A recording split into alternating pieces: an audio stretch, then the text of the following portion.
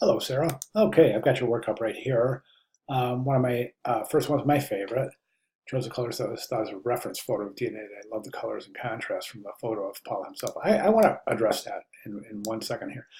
I made his pen on his suit and pulled the color background color from. Okay, so I want to address this comment right here, and this is specifically relevant to graphic design in the following. I'm really trying to reinforce this concept of, as a student designer, you need to understand that everything that goes on that page, every mark, every alignment, everything on that page should have a good, solid conceptual reason for being there. And the reason it's so important for a student and so important for designers is because you're going to be asked, I mean, your entire career, people are going to be asking you questions about your work. In a student capacity, you're going to get a lot of questions from in your portfolio review, and then moving into your professional career. That segue during the interview process, you're going to get absolutely grilled with questions about your design decisions. And those questions have to have good, solid conceptual answers. Okay, one of the things that professional designers, hiring professionals, and portfolio reviewers don't want to hear is, okay, so if I were to say, what can you describe your color choices? And you say, well, I just love those colors. Well, that's not a good reason for using the colors. A good reason would have a tie between your concept and the color choice, okay? So one of the things professional designers and professional design educators you'll often hear say is this, and I don't mean to sound this discouraging, but whenever a student says, I like this or I like that, the general response is, as a designer, nobody cares what you like. It's about your client. It's about the delivery of the message. It's about the expeditious representation of your concept as it relates to the transition to the visual entity of the poster. Okay, so so the reasoning for your colors, you should have a solid reason that ties back to the concept. Okay, and as I said, I just want to reinforce this. I don't mean to sound discouraging, but one of the things that professional design reviewers, portfolio reviewers, hiring professionals do not want to hear is a designer say, well, I chose that because I just really like it. Okay, and that's just a really critical point that I wanted to make. Okay, so let's go ahead and thank you for including your reference photo as well as the photo where you got the color from the background color for the pin. So let's go ahead, at this point, Sarah, let's go ahead and jump over to the composition and let's take a look. Okay, so you've got, this was kind of cool because you've got, good job including your color choices, and you've also got your 4 different iterations or 3 different iterations. That's fantastic. Good job. Now, one thing I will say is I'm actually pretty fond of the color palette, but one thing I would say is I think that the contrast is a little bit compromised, and I think that we can increase that contrast by maybe using something other than this kind of green, this green depicting the background. I think that, I mean, if we were to go to like something like an off-white, eggshell white, not pure white, or maybe even try pure white, that might even work. Although you're going to start really reinforcing the red, white, and blue, and that's going to start looking patriotic, and we don't want to mix messages. Do you see what I'm saying? So think about an off white, okay? And a great idea for a background is, as you said, selecting color right out of the image. That's a great idea. So if we look at the image, there are several colors in here that we could grab white from. The collar, over here in the collar, any area in his hair. So try those as opposed to that green background color. I think that the results will provide more contrast, which will provide more visual harmony and visual engagement.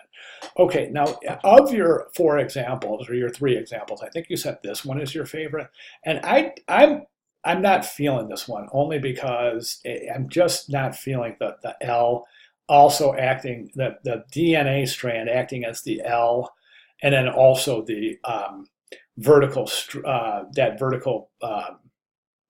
stem in a capital M.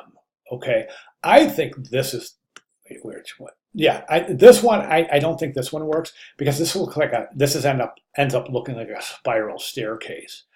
And it's just really difficult to ascertain that as an H. I mean, when you stare at it, you go, oh, yeah, that could be an H, that could be an H, but right now it looks like Madrigal.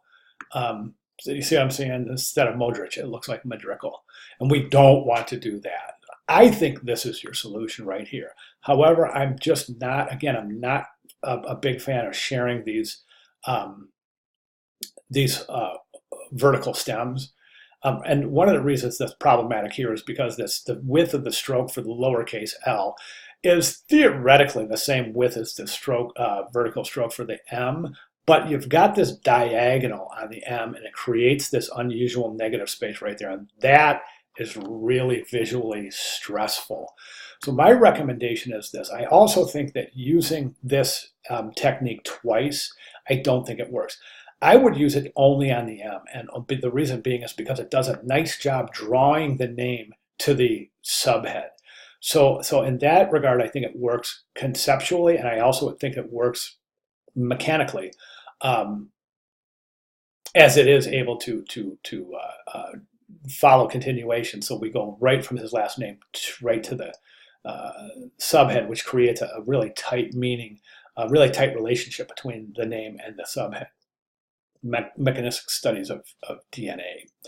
So my recommendation would be this, is to, I would go ahead and separate these. So add a little bit of leading between Paul and Modric, and then bring this down. Now, one of the problems here is that it seems like this color blue is not the same color blue here. So it could be an illusion that I'm seeing, but make sure that blue is the same color.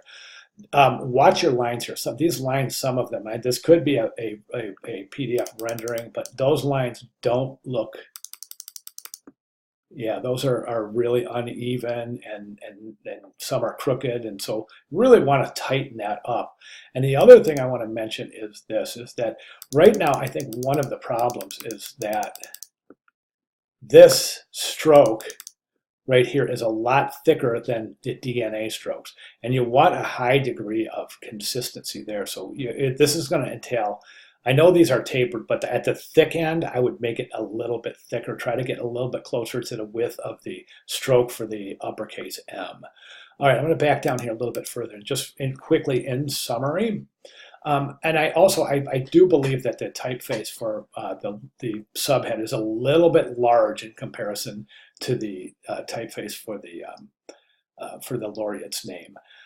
So recommendations, of course, here is this, and in summary, let's remove that DNA strand there. Watch your kerning. Okay, you're really loose in your kerning. That distance right there, that almost looks like it's P all.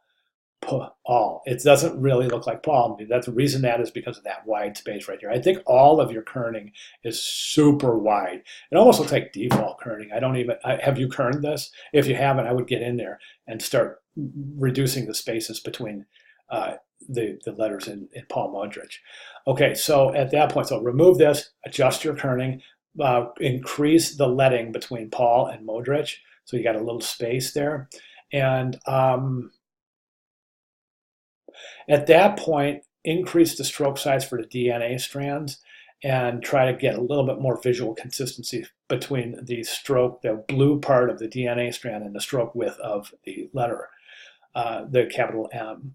And reduce the size of mechanistic studies of DNA. That doesn't have to align. It looks like you did that in order for it to align. So you can reduce this. Don't worry about actually, it looks pretty good in alignment there. So I'm going to take that back about reducing the size of this. I think this is good, and I think it also will create a little bit more consistency here when you thicken up these strokes right here. So yeah, that's good. So let's forget about that. So let's just keep that as it is, so that it does kind of align. Just make that separation right there. Okay, so those are my recommendations moving forward. I also think that you could probably take this whole section, once you make the adjustments, select the whole thing and reduce the size a little bit. And then that way you can offset it some. Right now, this whole thing is center aligned. And this is a 1300 level class, right? So which means that this is basically an introductory beginning typography class. One of the things that beginning students in typography always want to do, and most young designers have this propensity and this overwhelming want to center align everything. And as we know, center alignment does nothing to engage the negative space associated with any given composition. For that reason, I don't recommend this center alignment. What I would do is once you do all those changes, select that whole thing and shrink it and then place it down in the corner. And I think that's going to really make some interesting negative space. Doesn't have to be this corner. I would recommend the bottom of the poster as opposed to the top of the poster. So you could theoretically right align it or left align it, whatever you think is, as long as there's a conceptual tie for making that decision, you should be okay. All right. So, yeah, other than that, my only other recommendation is to try to add some visual variety, typographic variety by introducing right now you've got Paul Mudrick set up in this beautiful sans serif typeface, but you're using another sans serif down here. So really not seeing a whole lot of, actually that's the same typeface, isn't it? Definitely want to introduce a second typeface, and I would recommend a serif typeface. I'm sorry, a serif typeface, so that you're creating some typographic variety. Okay, I'm over 11 minutes. Didn't want to do that, but again, of course, I wanted to be as thorough as possible. I just noticed something. Yeah, I just noticed something right now. This is colored differently than this. I think I like the red on the strokes better in the blue in the interior. But it's up to you, though. That's strictly up to you. But I think this is interesting with the red and then the blue. And then the other, that other lighter hue of blue. So maybe think about that using right here. I think that's a little bit more visually interesting. Okay, so those are my recommendations. If you have any questions or comments, please let me know. I'll be glad to provide any clarification needed. And I'd like to see you make those changes. If you want to repost before Sunday, that's great. I'll be glad to make comments and recommendations and take a look therein. So, okay, so at this point, the most important thing, of course, at this point is to let me know if you have any questions at all. Okay? All right, Sarah, thank you very much.